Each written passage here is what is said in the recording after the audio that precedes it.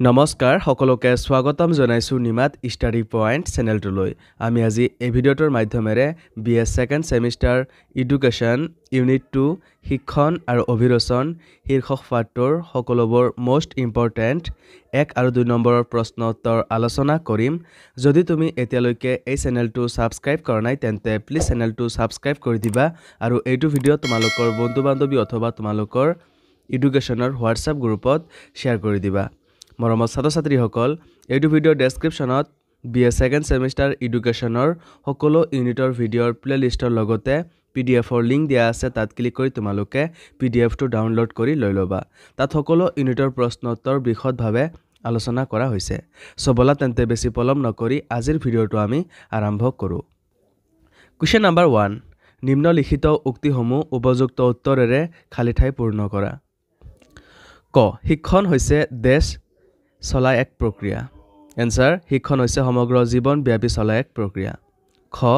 অভিৰচনৰ ইংৰাজী প্ৰতিশব্দ হৈছে দেশ এনসাৰ অভিৰচনৰ ইংৰাজী প্ৰতিশব্দ হৈছে মোটিভেশ্যন গ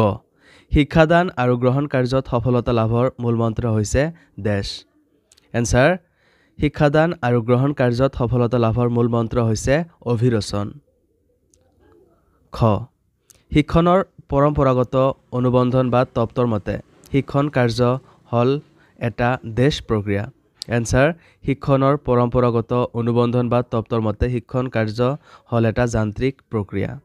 অং গেষ্টাল্ট মতবাদৰ লগত জড়িত ব্যক্তিসকল হল কহলাৰ আৰু দেশ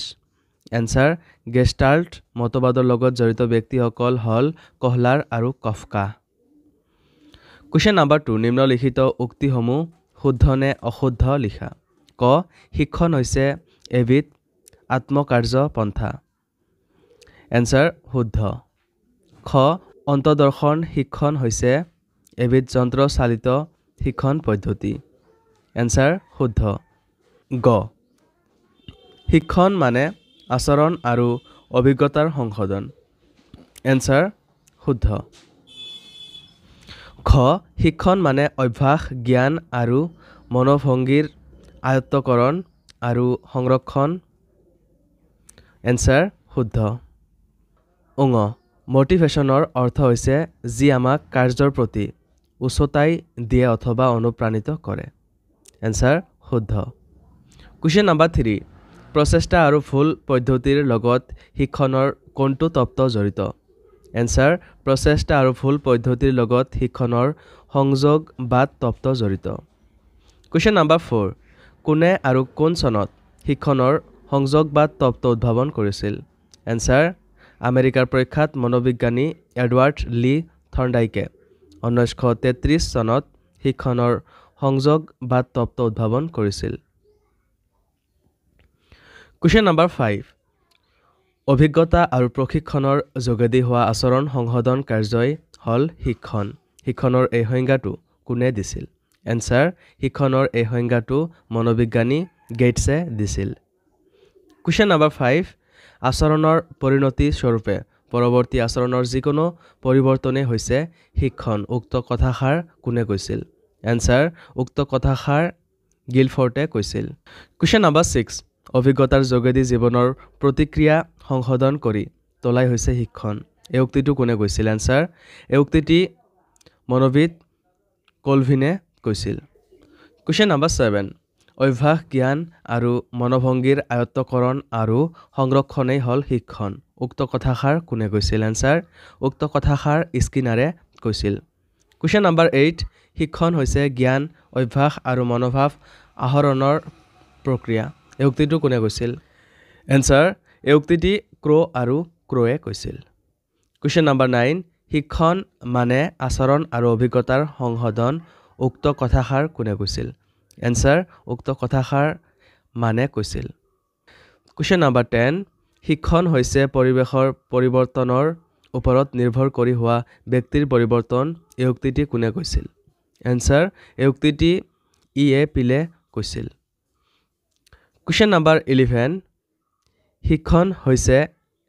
অনুশীলনৰ ফলত ঘটা কম বা বেছি পৰিমাণে আচৰণৰ স্থায়ী পৰিৱৰ্তন উক্ত কথাষাৰ কোনে কৈছিল এনসাৰ এই উক্তিটি জি.এ. কিম্বেলে কৈছিল কুৱেশ্যন নম্বৰ 12 শিক্ষণ হৈছে এক প্ৰক্ৰিয়া যি আমাৰ কাৰ্য দক্ষতা বৃদ্ধি কৰে আৰু সমাযোজন সাধন কৰে এই উক্তিটি কোনে কৈছিল এনসাৰ এই উক্তিটি এৰিকসনে কৈছিল কুৱেশ্যন নম্বৰ 13 অভিৰচন হৈছে কোনো এক ক্ৰিয়াৰ প্ৰতি উদ্দীপিত কৰা কাৰ্য যাৰ বাবে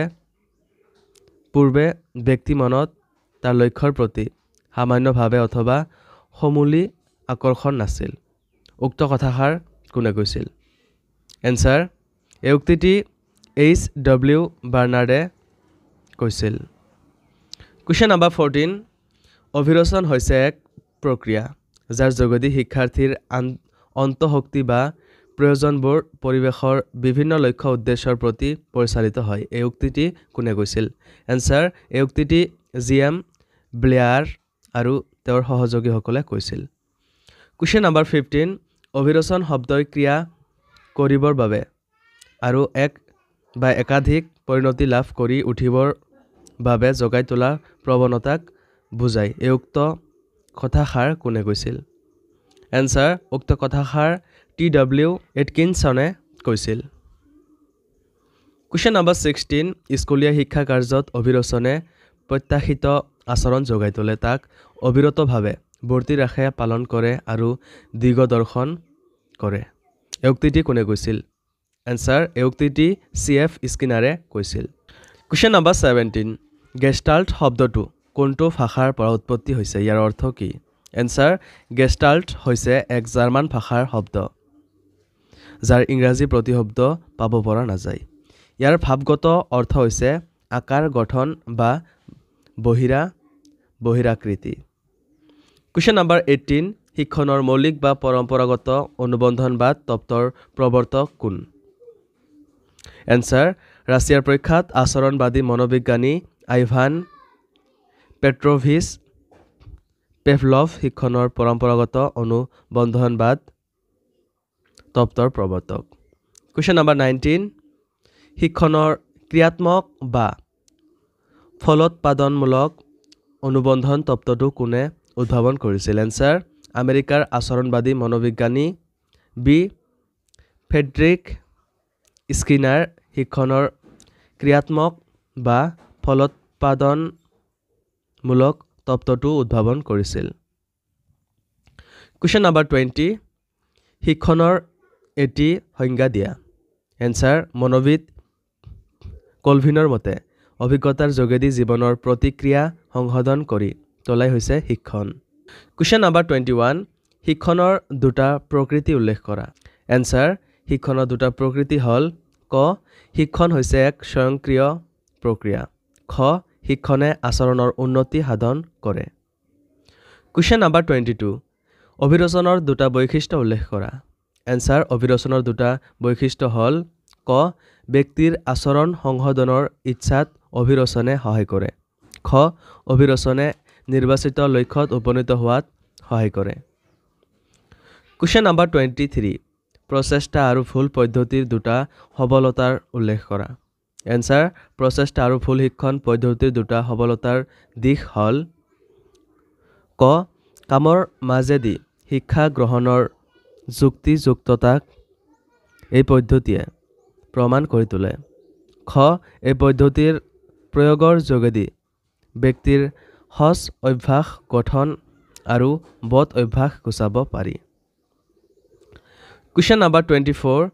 প্ৰচেষ্টা আৰু ভুল পদ্ধতিৰ দুটা দুৰ্বলতাৰ দিশ উল্লেখ কৰা এনসাৰ প্ৰচেষ্টা আৰু ভুল শিক্ষণ পদ্ধতিৰ দুটা দুৰ্বলতাৰ দিশ হ'ল ক উচ্চ বুদ্ধিসম্পন্ন ছাত্ৰ ছাত্ৰীৰ বাবে এই পদ্ধতি উৎসাহজনক নহয় খ প্ৰচেষ্টা আৰু ভুল শিক্ষণ এক যান্ত্ৰিক পদ্ধতি যাৰ মূল মন্ত্ৰ হৈছে পুনৰাবৃত্তি আৰু অভ্যাস গঠন কুৱেশ্যন নম্বৰ 25 শিক্ষণৰ প্ৰচেষ্টা আৰু ভুল পদ্ধতিৰ দুটা প্ৰধান বৈশিষ্ট্য উল্লেখ কৰা এনসাৰ শিক্ষণৰ প্ৰচেষ্টা আৰু ভুল পদ্ধতিৰ দুটা প্ৰধান বৈশিষ্ট্য হ'ল ক শিক্ষণৰ ক্ষেত্ৰত উন্নত বুদ্ধিবৃত্তি প্ৰয়োগৰ প্ৰয়োজন নহয় খ প্ৰথম প্ৰচেষ্টাৰ অন্ধ আৰু অসহায় অৱস্থাৰ ক্ৰমে উন্নতি পৰিলক্ষিত হয় Question number 26 অন্তদৰ্শন পদ্ধতিৰ শিক্ষণ তত্ত্বৰ দুটা শৈক্ষিক তাৎপৰ্য উল্লেখ কৰা Answer অন্তদৰ্শন পদ্ধতিৰ শিক্ষণ তত্ত্বৰ দুটা শৈক্ষিক তাৎপৰ্য হল ক ছাত্ৰৰ সুপ্ত অন্তৰ্নিহিত শক্তিৰ বিকাশ সাধনত এই পদ্ধতিয়ে সহায় আগবঢ়ায় খ অন্তদৰ্শন পদ্ধতিয়ে প্ৰতিভাশালী ছাত্ৰৰ প্ৰতিভাৰ বিকাশ সাধনত সহায় আগবঢ়ায় Question number 27 প্ৰচেষ্টা আৰু ভুল আৰু অন্তদৰ্শন পদ্ধতিৰ মাজত তুলনামূলক অধ্যয়নৰ দুটা মিল উল্লেখ কৰা Answer প্ৰচেষ্টা আৰু ভুল আৰু অন্তদৰ্শন পদ্ধতিৰ শিক্ষণৰ মাজৰ দুটা মিল হল ক প্ৰচেষ্টা আৰু ভুল শিক্ষণৰ প্ৰথম পৰ্যায় আৰু অন্তদৰ্শন হৈছে দ্বিতীয় পৰ্যায় খ দুয়োটা পদ্ধতিতেই ক্ৰিয়াৰ অনুশীলন আৰু পুনৰাবৃত্তিৰ ওপৰত গুৰুত্ব প্ৰদান কৰা হয় Question number 28 প্ৰচেষ্টা আৰু ভুল আৰু অন্তদৰ্শন পদ্ধতিৰ মাজত তুলনামূলক অধ্যয়নৰ দুটা অমিল উল্লেখ কৰা Answer প্ৰচেষ্টা আৰু ভুল আৰু অন্তদৰ্শন পদ্ধতিৰ শিক্ষণৰ মাজৰ দুটা অমিল হল ক প্ৰচেষ্টা আৰু ভুল শিক্ষণ পদ্ধতি হৈছে দৈহিক ক্ৰিয়াভিত্তিক আনহাতে অন্তদৰ্শন শিক্ষণ পদ্ধতি হৈছে মানসিক ক্ৰিয়াভিত্তিক খ প্ৰচেষ্টা আৰু ভুল শিক্ষণ পদ্ধতি হৈছে নিম্ন পৰ্যায়ৰ শিক্ষণ পদ্ধতি কিন্তু অন্তদৰ্শন শিক্ষণ পদ্ধতি হৈছে উচ্চ পৰ্যায়ৰ শিক্ষণ পদ্ধতি Question number 29 শিক্ষণৰ ক্ষেত্ৰত অভিৰচনৰ দুটা ভূমিকা উল্লেখ কৰা Answer শিক্ষণৰ ক্ষেত্ৰত অভিৰচনৰ দুটা ভূমিকা হল ক প্ৰতিজন ছাত্ৰ-ছাত্ৰীৰ আত্মবিশ্বাস বৃদ্ধিৰ বাবে অভিৰচনে উৎসাহিত কৰে খ অভিৰচনে ছাত্ৰ-ছাত্ৰীক সুশৃংখলিত আচৰণ প্ৰদৰ্শন কৰিবলৈ শিকায় Question number 30 গষ্টাল্ট বা সামগ্ৰিকতাবাদ তত্ত্ব মানে কি বুজা Answer শিক্ষণৰ গেষ্টাল্ট বা সামগ্ৰিকতাবাদ তত্ত্ব আপেক্ষিকভাৱে নতুন 20 শতিকাৰ আৰম্ভণিৰ সময়ছোৱাত জাৰ্মানীৰ বাৰ্থিমাৰ কুইলাৰ আৰু কক্কাই মনোবিজ্ঞান জগতত এক নতুন চিন্তাধাৰা দাঙি ধৰে ইয়াক গেষ্টাল্ট বা সামগ্ৰিকতাবাদ তত্ত্ব বুলি জনা যায়